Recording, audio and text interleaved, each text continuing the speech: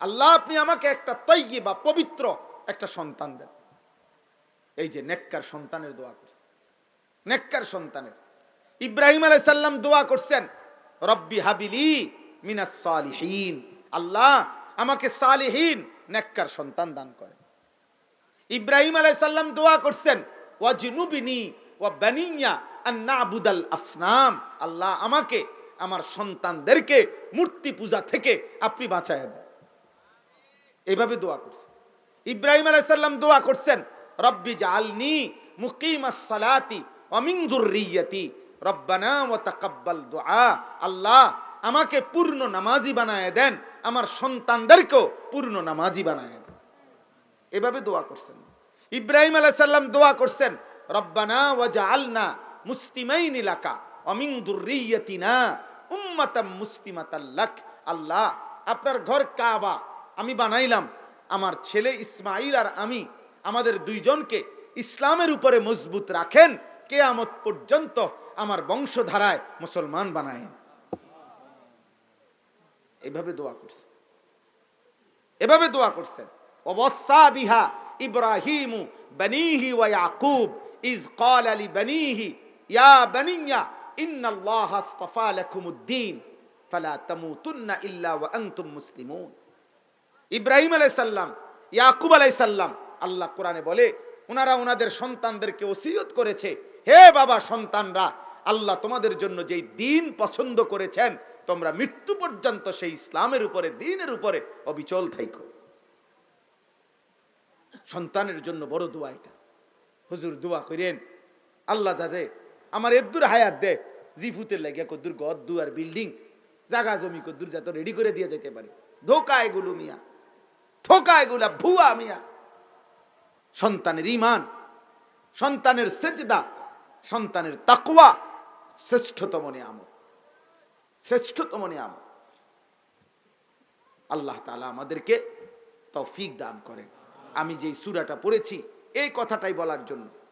আল্লাহ তাআলা বলেছেন আমাদেরকে, আল্লাযী খালাকাল মাউতা ওয়াল হায়াতা, বান্দা জীবন আমি দিয়েছি, মৃত্যু আমি দিয়ে থাকি, জীবন মৃত্যুর এই সিদ্ধান্ত আমার হাতে। মৃত্যু দেয় কে? জীবন দেয় কে? আমরা যে যতক্ষণ বেঁচে আছি কার সিদ্ধান্তে? আল্লাহ।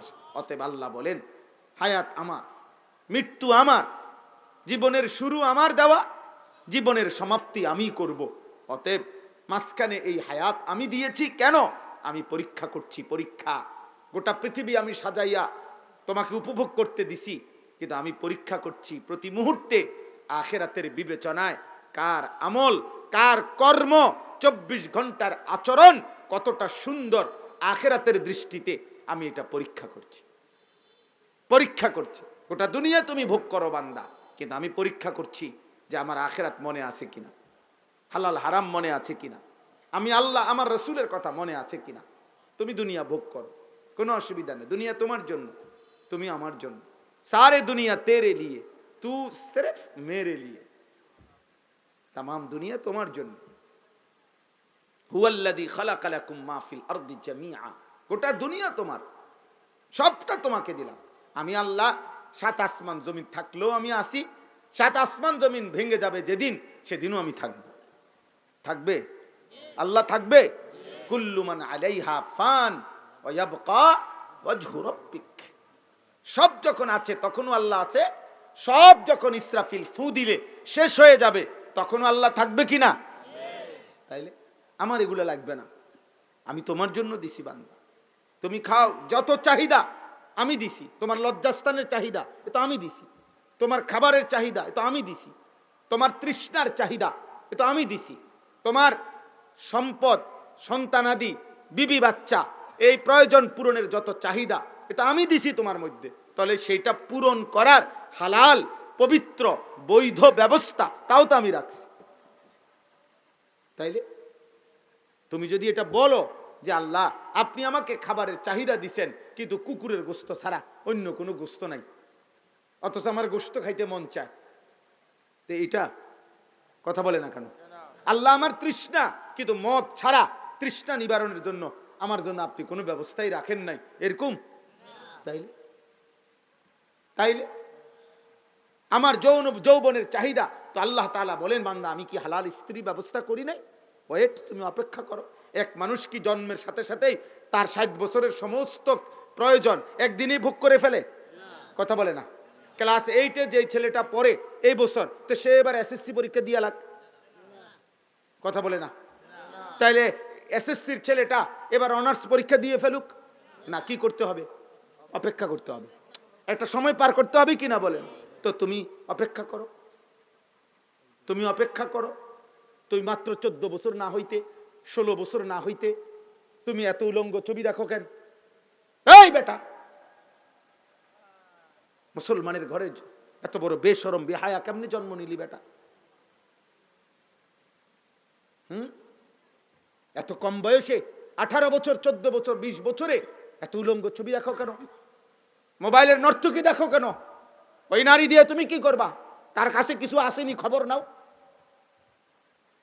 ফেসবুকের নর্তকী, টিকটকের নর্তকী, সিনেমা নাটকের নর্তকীর কাছে কিছু আছে কিনা খবর নাও না।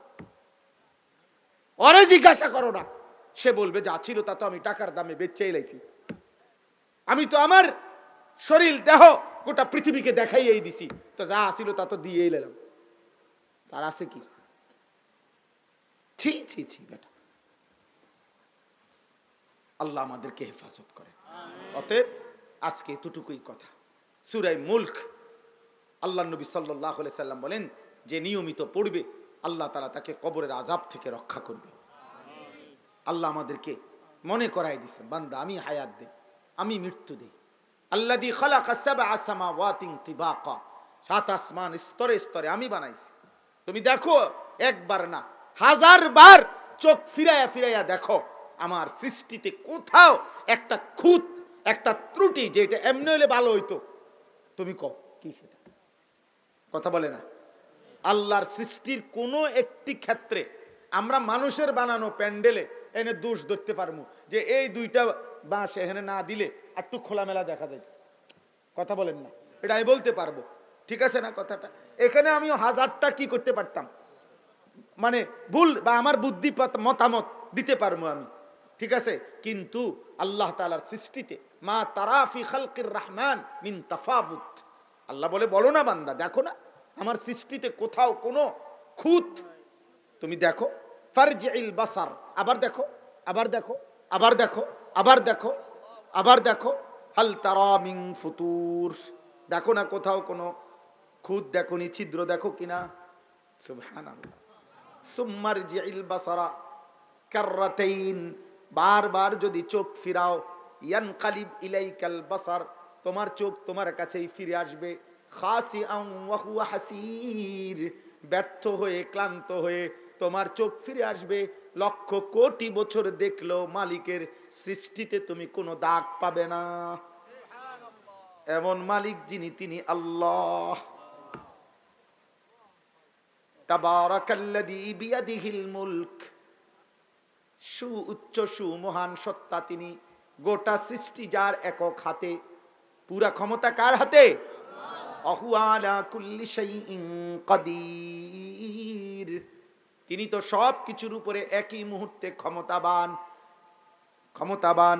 7 আসমান যখন আল্লাহ চালায়, 7 তবক জমিন তখনই চালায়।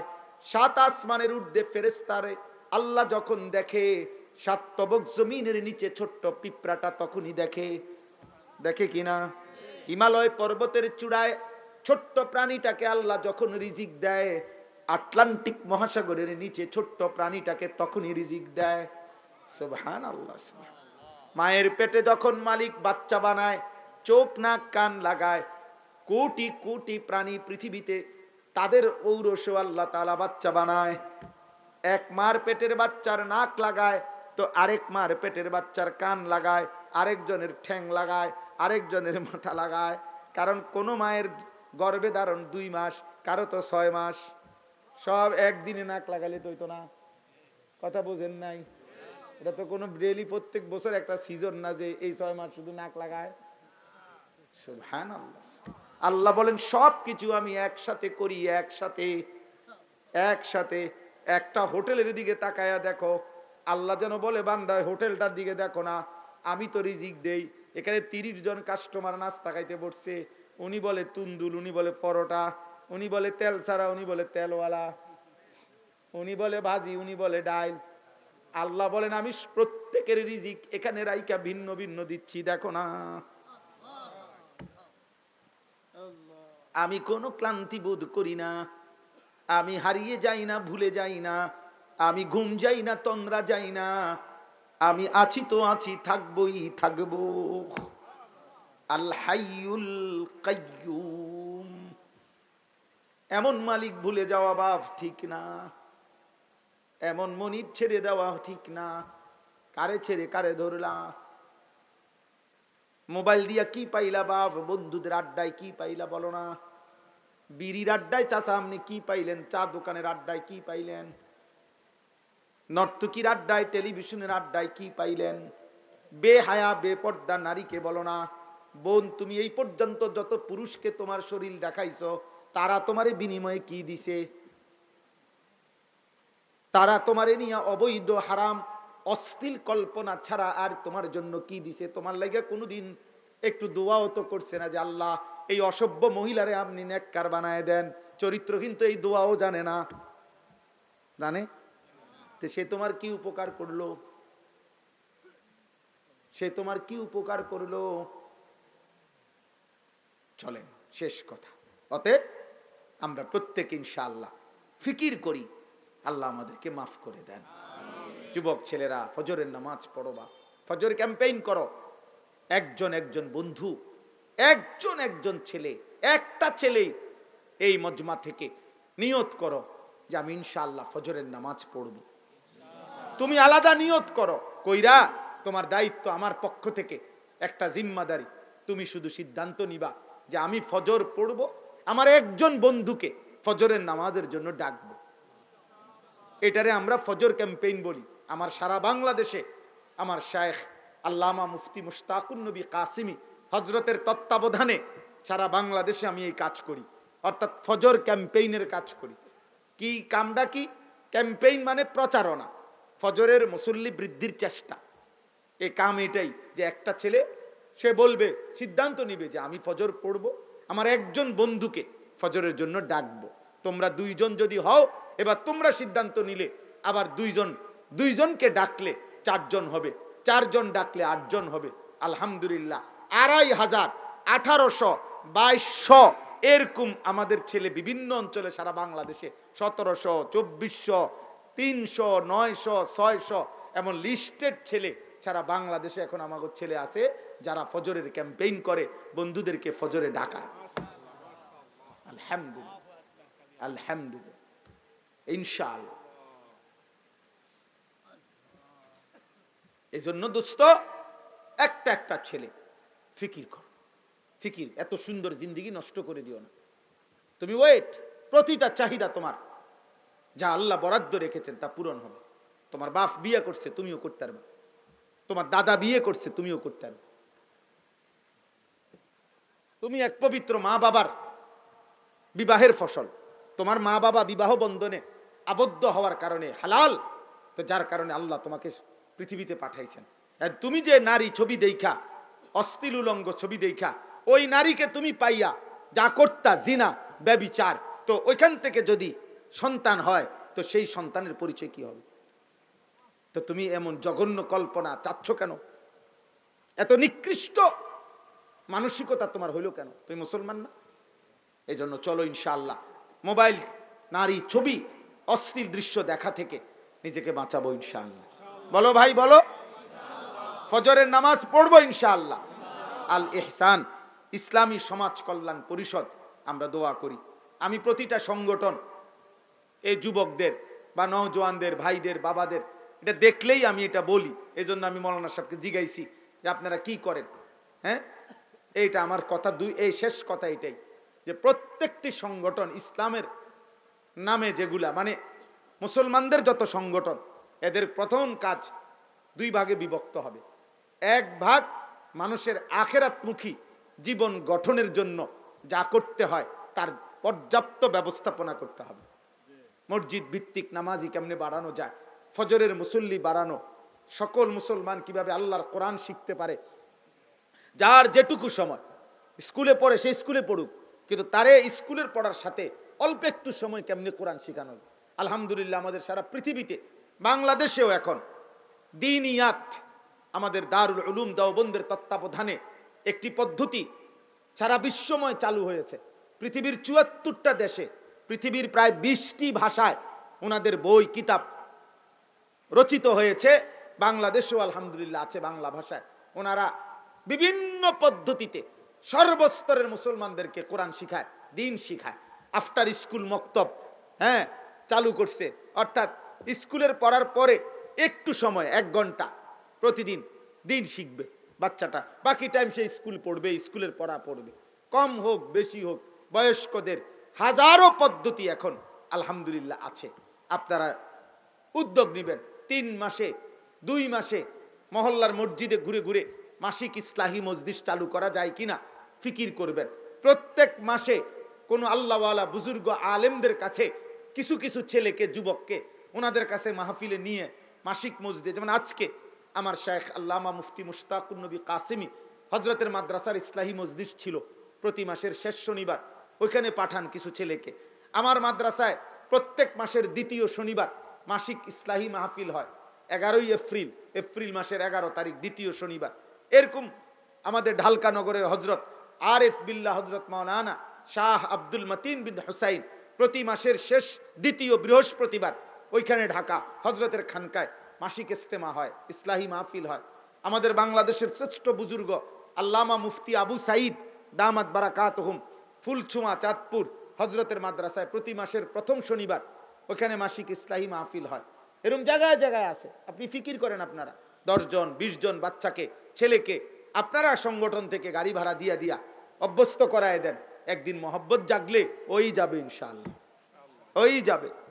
ওই যে ভালোবাসা আল্লাহর মহব্বত জাগলে ওই এক গ্রাম্য হুজুররা আগের দিনে বয়ানে কইতো, মহিলা বলছে, গর্ভবতী মহিলা, বাচ্চা প্রসব হওয়ার সময় খুব কাছাকাছি।